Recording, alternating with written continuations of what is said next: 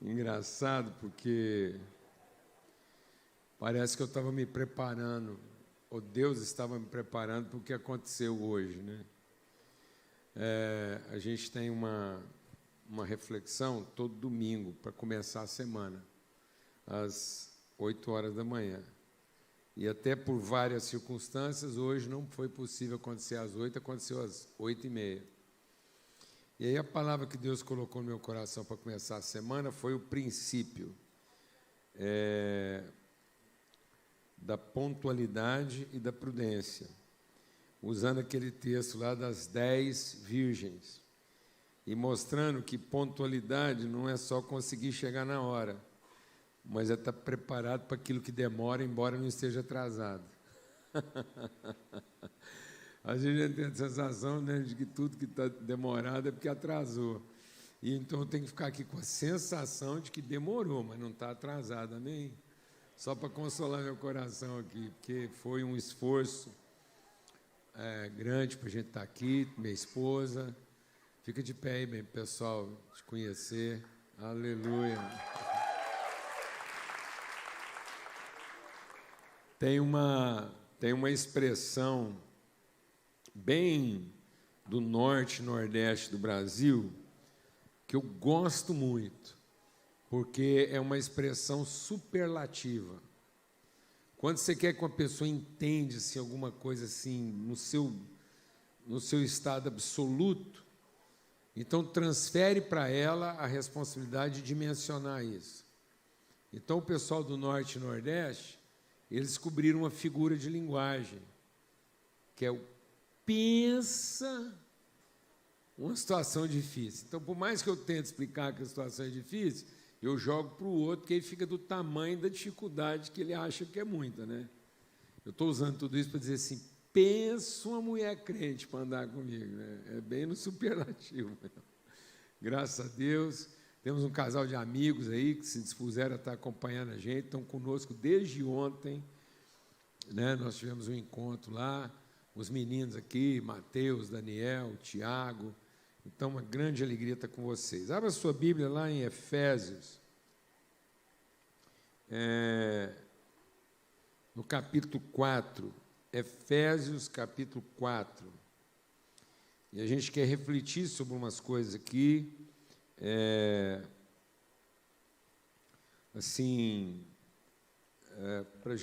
para a nossa edificação, né, para dentro desse contexto aí de upside down, né, o que isso pode representar para nós, e o nosso desafio de transformação do entendimento. No texto de Efésios 4, é bom a gente entender a construção do pensamento de Paulo. Como é que Paulo foi construindo o pensamento? E Paulo usa uma figura de linguagem quando ele vai nos ensinar. Ele fundamenta, ele trata todos os aspectos invisíveis. Então, como um sábio construtor, ele coloca todos os fundamentos, as virtudes, os aspectos invisíveis. Aí ele usa uma transição de linguagem para trazer as evidências. Então, ele tem as referências, aí ele traz as evidências para depois revelar o propósito. Amém? É bem dentro do princípio do movimento da Trindade. Então, qual é a referência? É o amor. Qual é a evidência? A graça. Qual é o propósito? A comunhão. Amém? O amor do Pai é a referência, mas ele é invisível, ele é subjetivo. Quando eu estou falando, deixa o Espírito de Deus ministrar o coração aqui. Quando eu estou falando subjetivo, não é abstrato, é subjetivo. Amém? E quando eu estou falando assim, o subjetivo é porque ele é invisível, mas não é uma abstração. Nós temos uma tendência na nossa cultura humana de achar que todo subjetivo é abstrato. No entanto, no reino de Deus, todo subjetivo é o absoluto, porque a nossa fé não se baseia naquilo que naturalmente se vê, mas a nossa fé se baseia naquilo que não se vê. Então, o nosso fundamento é um absoluto subjetivo. Então, apesar de ser invisível, ele não é abstrato, ele é só invisível. Amém? Glória a Deus, amados. E a gente tem a tendência de achar que todo invisível é abstrato. Por isso nós temos dificuldade de lidar com as coisas espirituais. Né? Porque a gente tem a tendência de avaliar pela carne, pelo aparente, aí a gente absolutiza o aparente, sendo que, na verdade, o aparente é relativo do invisível. Amém? Se eu falar para você o que está escrito lá em Gênesis, no capítulo 1, de maneira rápida, façamos o homem à nossa imagem, conforme a nossa semelhança. O que vem primeiro, a imagem ou a semelhança? Está vendo? A tendência é dizer a imagem. Mas a imagem não pode ser primeiro, ela é segunda. Então, o que vem primeiro? A semelhança. Então, a semelhança é o invisível absoluto, que vai produzir uma imagem. Por isso que Cristo é a graça, e a graça é filho do Pai. Então, há uma referência absoluta, que é o Pai, subjetivo, invisível, que se evidencia. Então, o amor do Pai se revela numa evidência. Então, o que evidencia, que começa a dar materialidade a esse amor? A graça. Então, a graça é uma expressão visível, relativa, de um invisível absoluto. Amém? Que tem como propósito colocar a gente em comunhão, produzir uma relação íntima entre o invisível de Deus, que é o seu amor, que foi evidenciado na graça. Então, o propósito da graça não é me salvar. A graça me salvou, salvou você, a graça nos salvou para nos devolver a relação íntima com o propósito de Deus. Então, o pecado tinha nos separado do invisível absoluto. Então, o homem em pecado estava vivendo o visível do visível, o aparente do aparente. Então, nós estamos nos tornando uma obviedade. Se nós não tomarmos cuidado, a espiritualidade que a gente tanto busca passa a ser um visível do visível. E aí a gente começa a achar que o que Deus queria fazer conosco é o culto, é a devoção.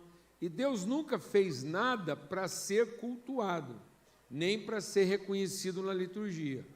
Então Deus não fez tudo como um Deus querendo ser reconhecido no poder. Deus fez tudo como um pai querendo ser conhecido na virtude. Então, tudo que Deus fez foi para comungar conosco a sua virtude. Amém? Então, Deus é um pai que tem fome e sede de comunhão. Então, todo o movimento de Deus foi para gerar uma família, um ambiente de comunhão, onde a gente pudesse dar visibilidade aos seus atributos invisíveis, para que todo filho e filha de Deus fosse uma expressão daquilo que Deus é nas suas virtudes. Amém? Então a graça, para nos colocar na comunhão, ela teve que primeiro nos salvar. Então, a salvação não é um fim. A salvação é o meio de nos reconciliar ao propósito. E qual é o propósito? Que todo o invisível de Deus se tornasse visível onde? Na comunhão. É tão grave isso que às vezes como igreja nós estamos interrompendo o propósito de Deus, porque a gente declara o amor, declara a graça, entendendo que a obra de Deus termina onde? Na graça. E não, é o amor do Pai, a graça do Filho e a comunhão do Espírito Santo. Daqui a pouco vocês vão perceber que isso vai fazer mais sentido. Então, quando eu não tenho o propósito da comunhão, eu estou dessignificando a graça. Se eu colocar a graça apenas como salvadora, ela é anticristo.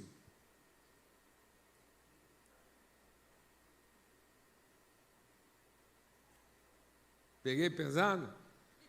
Então, se eu me agarrar a Jesus apenas como Salvador, é um ensino anticristo. Porque a obra de Cristo é, em salvando, nos reconciliar com o Pai e uns com os outros. Então, nada mais perdido do que alguém achar que Cristo veio só para salvar ele. Porque aí ele nunca completa o propósito, porque ele é um salvo há 30 anos que ainda continua buscando o quê? Salvação. Por isso que o ministério da igreja, 2 Coríntios capítulo 5, não é a salvação.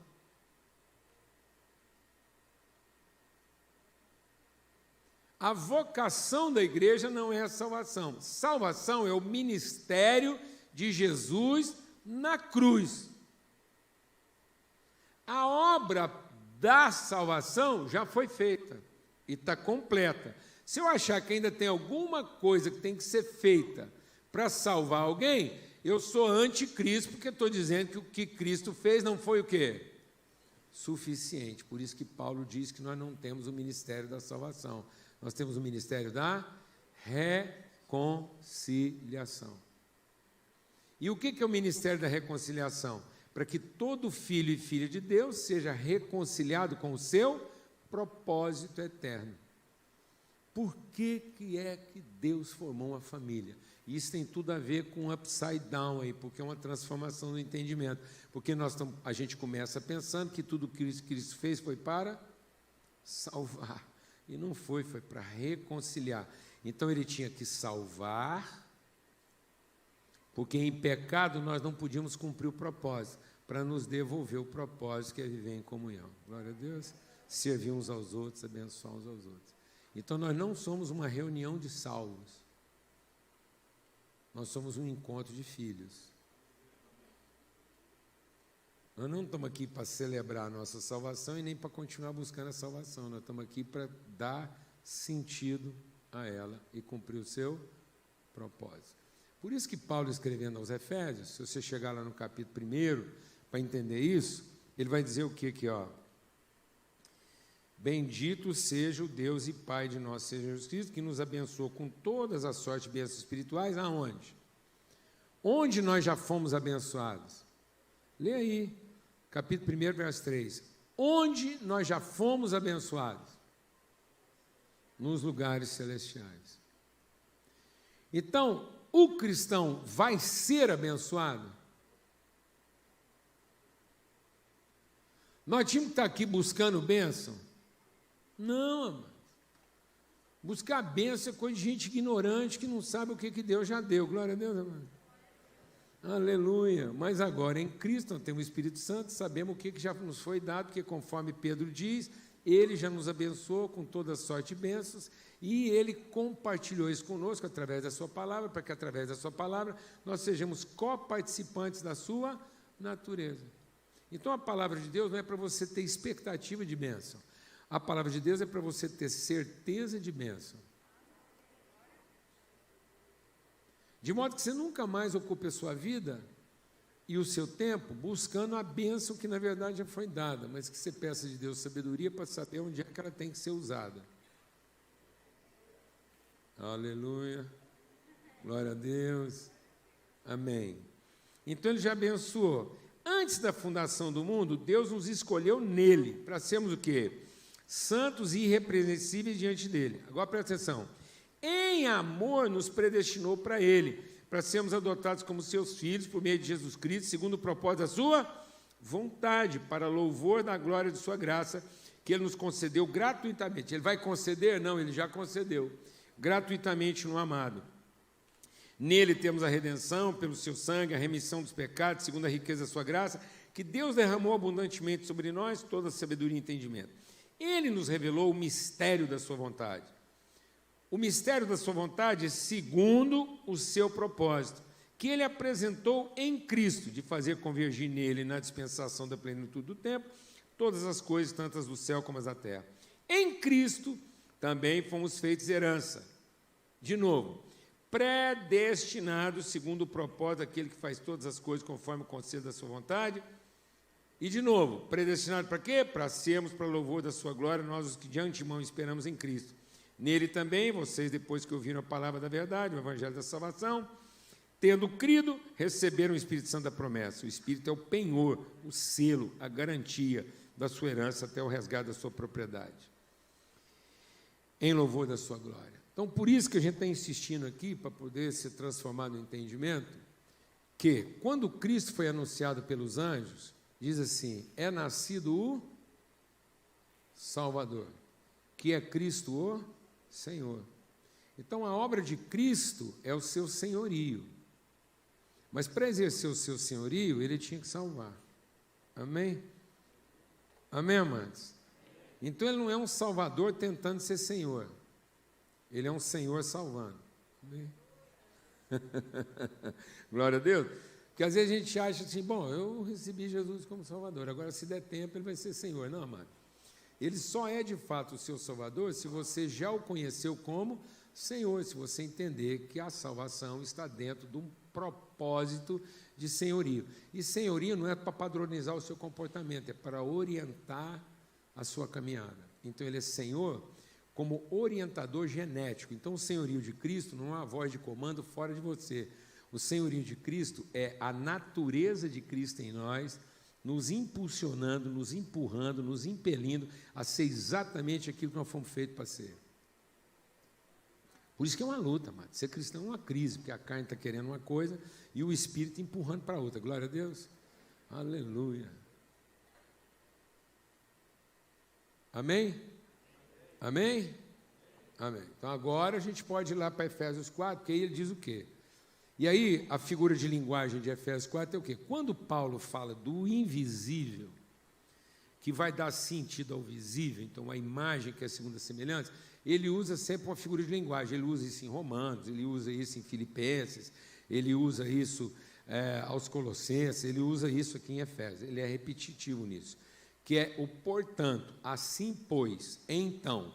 Então, vamos brincar com essas palavras. É um então. Então, ele põe o tão e agora ele diz então. Então, diante desse tão colocado, diante desse fundamento, desse entendimento, dessa convicção, o que vai evidenciar isso? Então, posto o invisível, subjetivo, absoluto, qual vai ser a primeira evidência disso? Glória a Deus. Por isso é um portanto. Ele vai explicando tudo isso em Romanos, aí a hora que chega no capítulo 2, ele diz o quê?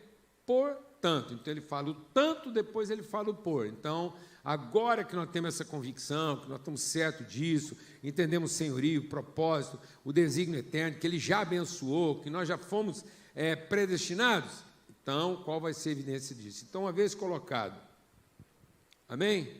A referência, que é o amor, e uma vez percebido o propósito, que é a comunhão, de que maneira nós vamos evidenciar esse amor que vai dando visibilidade na comunhão? Através da graça. Amém? Por isso que nós somos salvos pela graça mediante a fé. Ou seja, a graça é para que você tenha uma fé saudável no cumprimento do propósito. Então, a fé não é para que você receba a graça.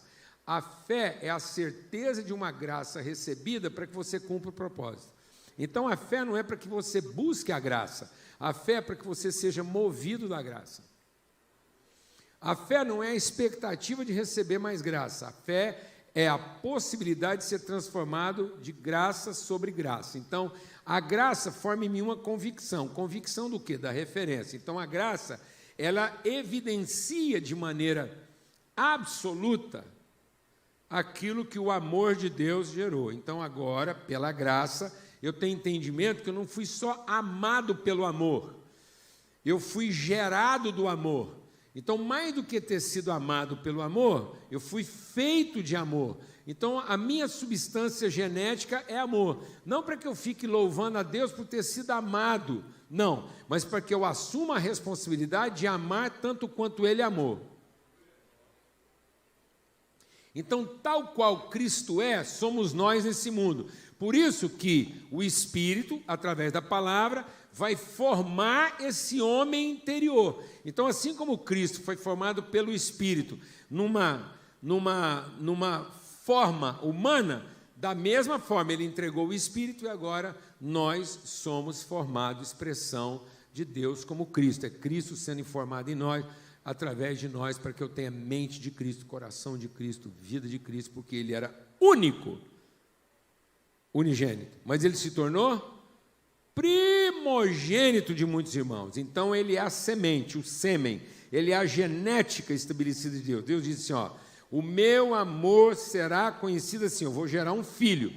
E aí esse filho vai entregar a vida dele para formar uma família de filhos do mesmo jeito que ele foi formado, pelo Espírito, segundo a minha palavra. Então, tudo que diz respeito a Cristo, diz respeito a nós. Amém? Está vendo como é que não é só para que eu seja salvo por Cristo, mas em sendo salvo por Cristo, eu posso agora cumprir o meu propósito de ser mais um filho Cristo de Deus no mundo.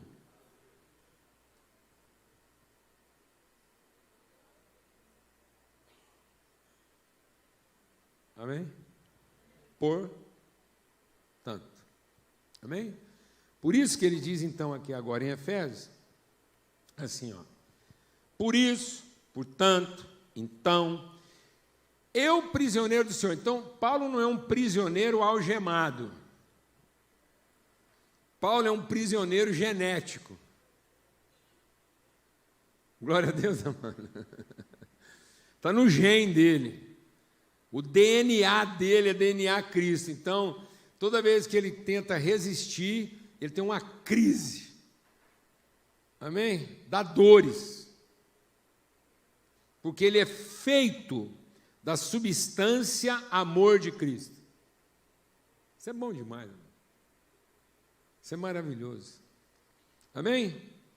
Então, eu rogo que vocês vivam de maneira compatível, de maneira correspondente, de maneira digna da vossa vocação. Está vendo? Então, agora ele está falando que vocação não é um serviço. Não é uma atividade. Não, vocação é o nome que ele nos deu antes da formação de todas as coisas. Lembra o Salmo 139? O que o salmista diz? Agora eu vi a luz na plenitude. O Senhor me conheceu quando eu nem forma tinha ainda. Então Deus não está salvando uma coisa que estragou. Amém, amados? Deus está renovando a palavra e o compromisso dele com aquilo que nunca mudou no coração dele. Não existe cristão fracassado. Existe crente rebelde. Porque um cristão fracassado, a culpa seria de quem? De Deus que fez um trem que não funciona. Está claro isso ou não, irmão? Então, se há uma vontade, um propósito estabelecido dentro da eternidade, ele me deu um nome segundo esse propósito, então eu já venho com o nome, eu já venho com o destino, eu já venho com a vocação, eu fui predestinado, ele me deu um nome e através desse nome eu vou encarnar a natureza de Cristo na terra. Só tem um jeito disso não funcionar, se eu for rebelde.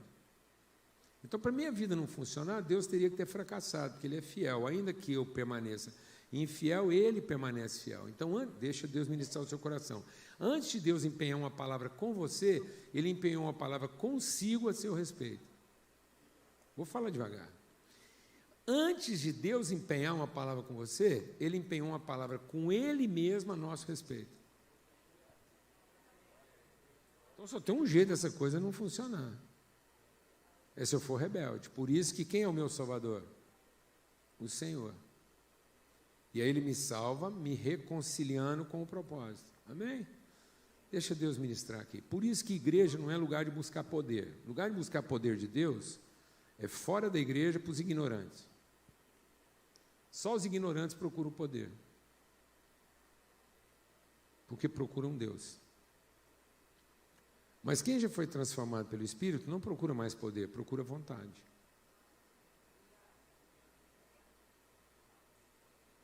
Então, a igreja não é lugar de buscar poder, é buscar lugar de revelação. Glória a Deus. Porque quando você tem a revelação, você não precisa ter mais poder, porque você está de acordo com a vontade. Aleluia. Glória a Deus. E aí ninguém pode resistir à vontade de Deus, independente de quanto poder você tem. Amém? Porque quem tem que ter poder é escravo, quem tem que ter autoridade é filho. Então, o filho tem autoridade que prevalece sobre o poder de qualquer escravo. Então, aleluia. Então, nós temos que parar de procurar poder como se a gente fosse ignorante e começar a procurar o quê?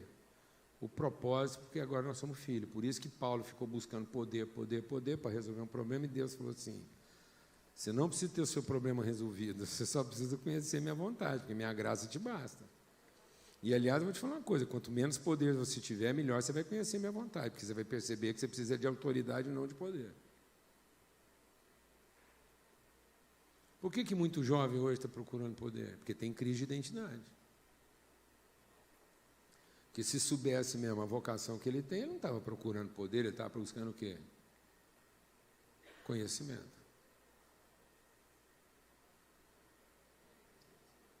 Glória a Deus. Deus veio conversar com Salomão e falou assim: Salomão, você imagina você assim, 6 horas da tarde, lá, cantando seu louvor, um lugar bonito, assim, igual Blumenau. Aí Deus aparece para você. Como é que você chama? Davi. Aí, rapaz, acertei. Atirei no que vi, acertei no que não vi. O cara é antes de Salomão. Então, imagina. Imagina você, Davi, antes de Salomão. Você está lá assim, e aí você está lá, fazendo seu culto, ouvindo, fazendo seu devocional. Deus aparece para você, Davi, e fala assim: Davi, pede o que você quiser e eu vou te dar. Jesus amado, isso é que é um culto renovado pentecostal, aleluia, glória a Deus. Você pensa Deus aparecer para você, pensa, pessoal, aparecer e falar assim: pede o que você quiser. Para onde a gente ia começar essa lista, mano? Filho, mulher, marido, pensa se Deus aparece para você, fala assim: pede o que você quiser. Você fala assim: Deus, dá para começar pelo marido? Pensa. Meu Deus do céu.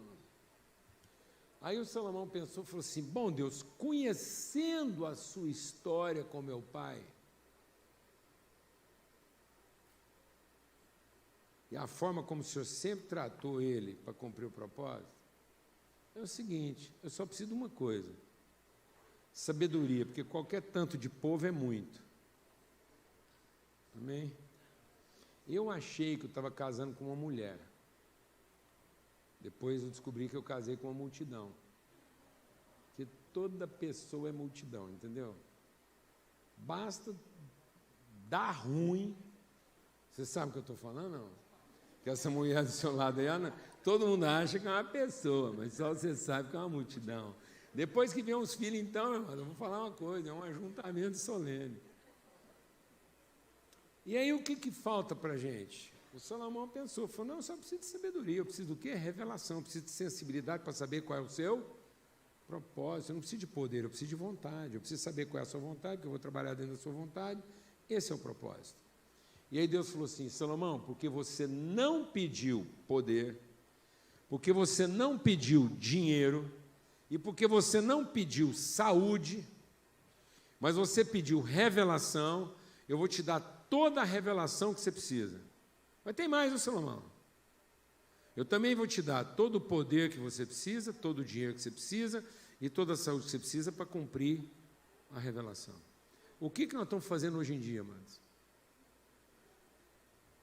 O que nós estamos fazendo hoje em dia? Nós passamos o tempo todo conversando com Deus sobre 3 assuntos: dinheiro, poder e saúde. Desencana, mano, não é disso que você precisa.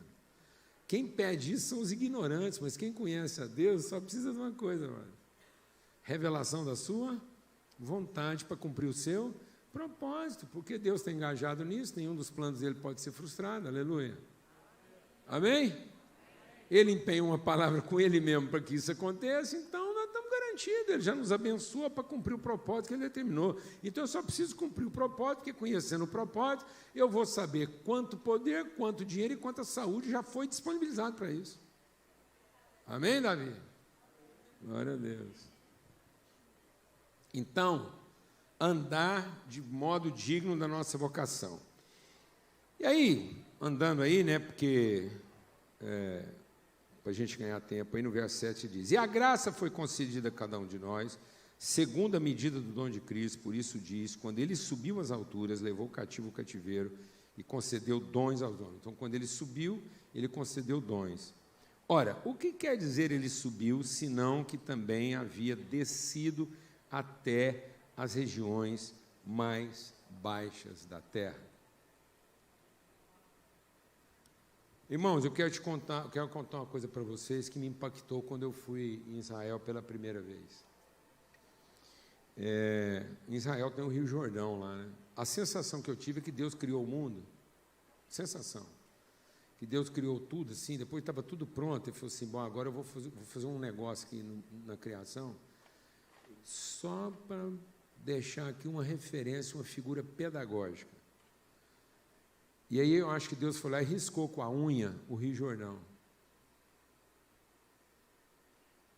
Porque o Rio Jordão nasce nas partes mais altas de Israel. Amém?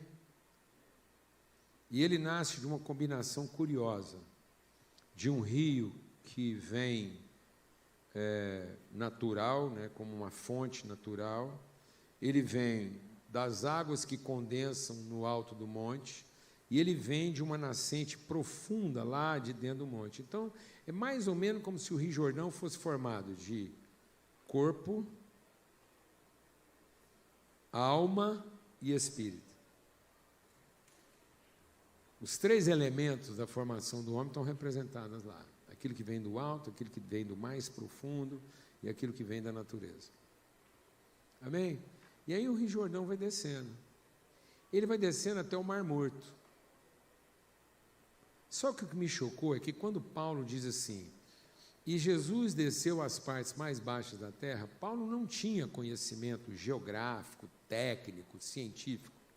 Quando ele está escrevendo aqui, ele não tinha conhecimento gráfico, científico, para dizer uma coisa que, na verdade, é constatado cientificamente. Porque a superfície do Mar Morto é o lugar mais baixo da terra que um ser humano pode ir a pé. Para descer mais baixo do que o Mar Morto, você tem que furar um buraco, entrar numa caverna. Mas normal, assim, em condições normais, o Mar Morto é a parte mais baixa da terra. Legal isso, não é?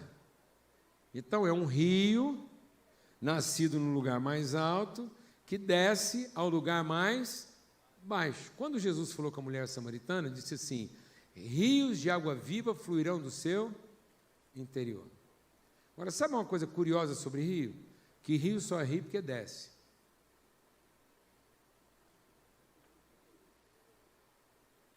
Você nunca vai encontrar um rio que é subindo.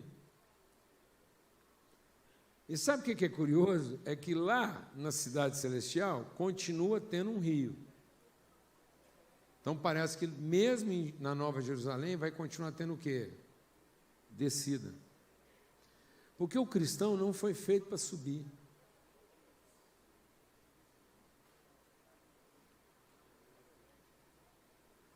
A natureza do cristão é o quê? Descer. Tanto que Deus, quando quis abençoar Abraão, e através de Abraão abençoar toda a terra, Ele deu para Abraão o quê? Um ascendente. Não, o que Deus deu para Abraão para abençoar toda a terra? O que foi, Davi? Eu vou te dar um descendente. Então, amado, enquanto todo mundo acha que Deus quer subir, Deus tem mania de descer. Porque as virtudes invisíveis de Deus só se materializam e se evidenciam quando um filho dele desce, não quando um filho dele sobe. Glória a Deus. E a gente está achando que Deus fez a gente para subir. Não, amado, Deus fez a gente no alto para descer. E nós ainda temos uma mentalidade que nós somos alguém de baixo querendo subir. Sabe quem fez a proposta de um modelo religioso devocional que sobe? Sabe não? Nimrod. Sabe quem foi Nimrod? O inventor de Babilônia. Sabe como é que nasceu Babilônia? Vamos convocar uma reunião. Então, igreja não é convocar uma reunião. Aleluia! Deus abomina as reuniões convocadas. E aí, Nimrod convocou uma reunião com uma promessa. Ei, vamos nos reunir e construir uma torre que alcance os céus para cutucar Deus e ver se Deus nos protege e garante o nosso futuro. Nada a ver, amado, com os cultos na cabeça das pessoas. Ninguém está pensando em vir aqui para tocar uma torre lá para cima, para ver se a gente alcança Deus lá no alto, e lá do alto Ele resolva nos proteger e garantir nosso futuro. Nada disso. Quem ensina o homem a sensibilizar Deus no alto para que Ele nos proteja e nos satisfaça e cuide de nós e garanta o nosso futuro até que a gente possa subir? Satanás, o anticristo, porque a vontade de Deus não é que um filho seu suba, a vontade de Deus é que um filho dele, sabendo que ele foi abençoado no alto, desça. Então, céu não é destino. Uma grande tragédia que aconteceu é que o tema da predestinação foi aplicado a uma coisa que não tem nada a ver com predestinação. Misturaram predestinação com salvação, porque nós estamos tão invocados em ser salvo que a gente pegou toda a teologia para explicar a salvação, que é uma coisa já resolvida, que nós não tínhamos nem que ficar explicando, porque já está resolvido. Então nós não fomos predestinados a ser salvos, nós somos predestinados no céu a descer do alto para encher a terra com a glória de Deus a partir dos seus lugares mais baixos.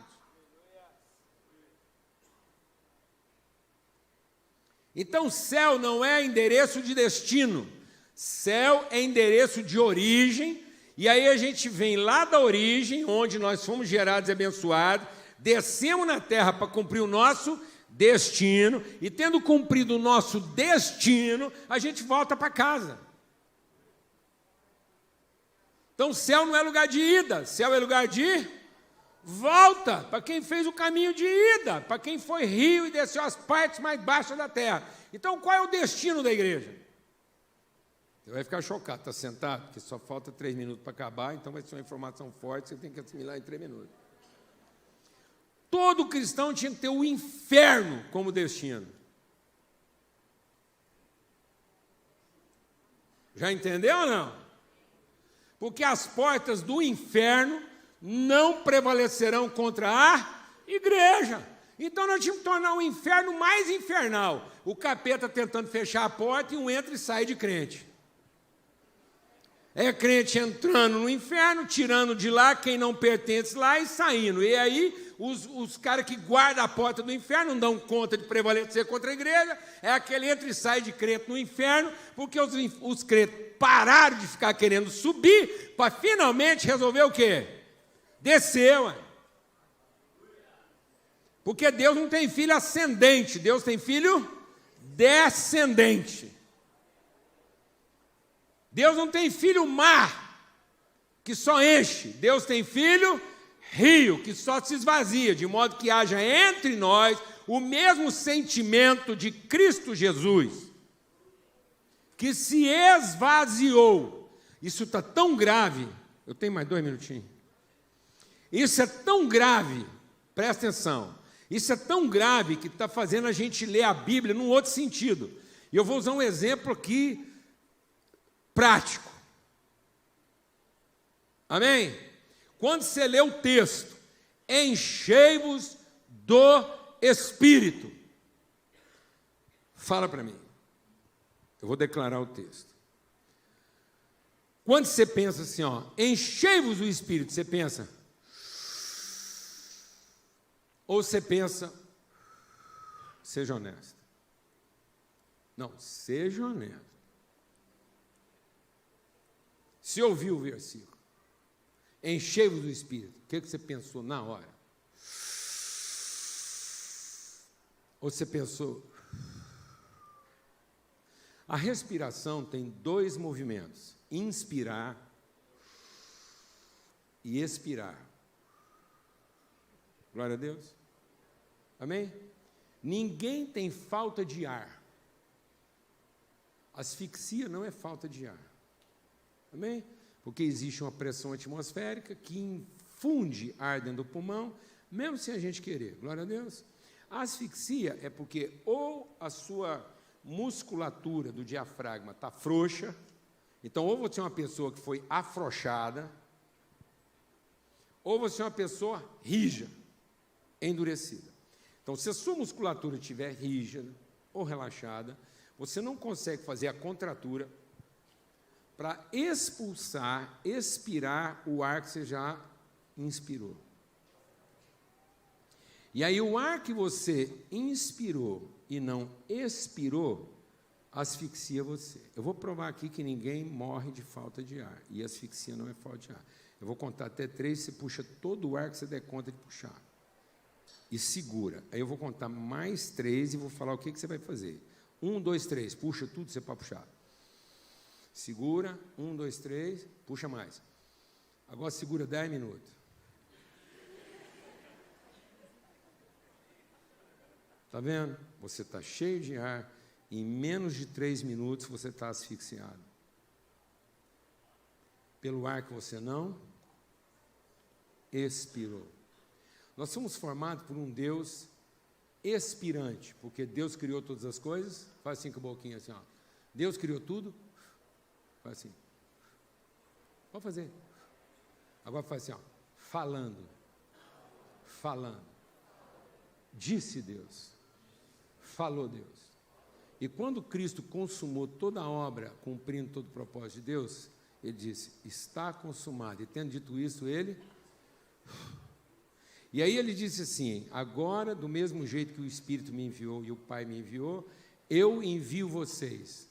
E falando isso, ele soprou. Então, vou te falar uma coisa. Você sabe por que o mundo está essa bagaceira? É porque nós estamos puxando todo o ar que nós devíamos estar soprando. Porque a igreja está reunindo para quê? Dependendo do sugador, o cara que estiver do lado dele morre. Porque ele é um vampiro, ele é um bebedor de sangue, ele é um tomador de ar, porque ele é um aspirador, ele é um ascendente, tudo que ele vê, ele drena, ele chupa, ele não é rio, ele não sopra. Porque o texto diz, enchei-vos do Espírito, sequência. Aspirando? Não, sequência. Enchei-vos do Espírito. Agora fala o versículo. Faz com a boquinha. Falando. Falando. Falando entre vós. Então o enchei-vos lá não é encha-te. O enchei-vos lá é encham uns aos outros.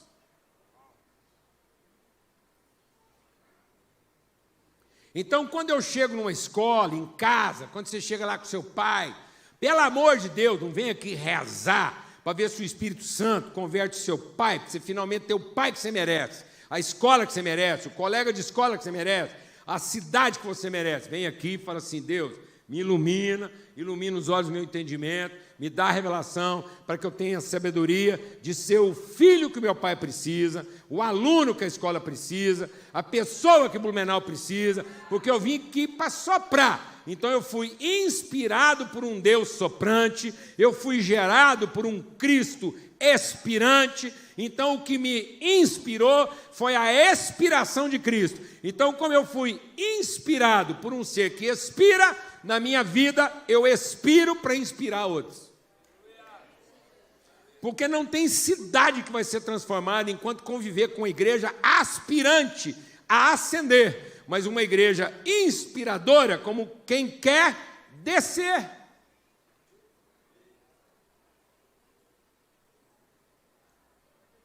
Glória a Deus, irmão. Amém. É isso aí.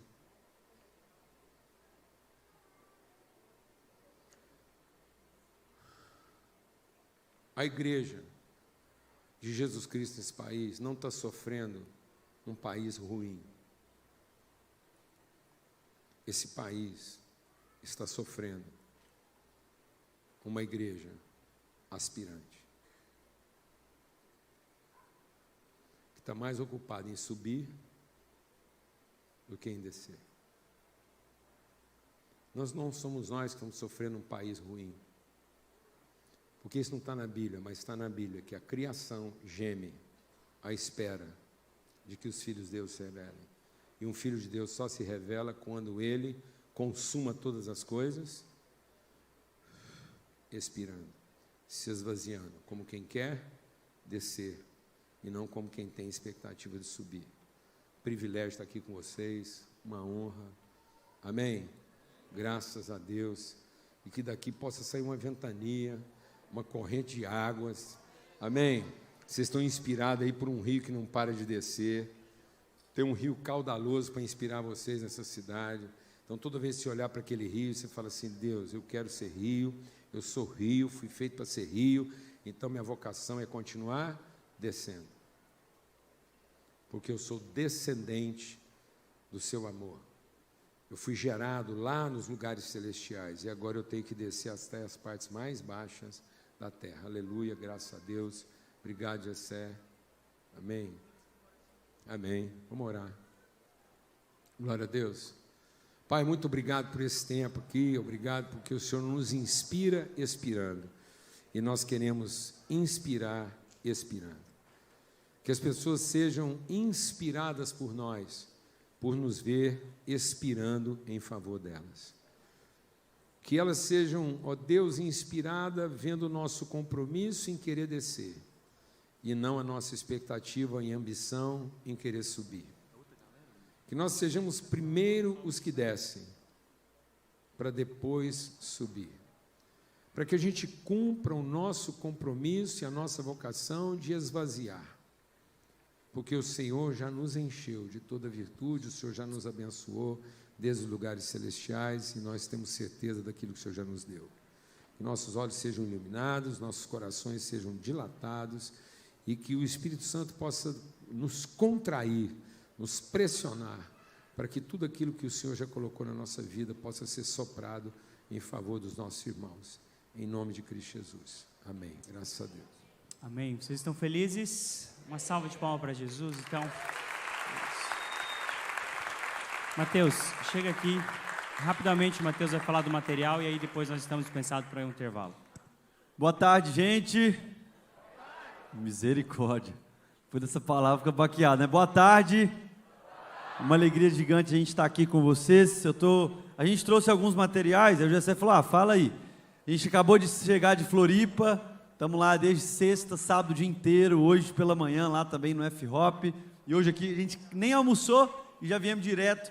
E estamos com alguns materiais do nosso encontro, então tem essa camisa aqui, repartindo virtude, sendo fortalecidos pela prática, pela prática da fé compartilhada, uma camisa do Mesa, tem essa outra camisa nossa também aqui, que eu estou usando também, Deus não é solidão, o homem é comunhão, e tem alguns livros aqui, do pastor Paulo Boa Júnior, o DNA e Propósito, a Verdadeira República, e outros 2 livros que a gente fez junto com o Douglas lá no Jesuscope, num compromisso que a gente fez. Se alguém já ouviu o podcast deve lembrar desse livro, O Lugar Mais Seguro da Terra e o Chega de Regras. Então a gente vai estar lá embaixo também, agora nesse momento, e também no culto da noite. É uma alegria para a gente estar aqui, ver tanto jovem reunido.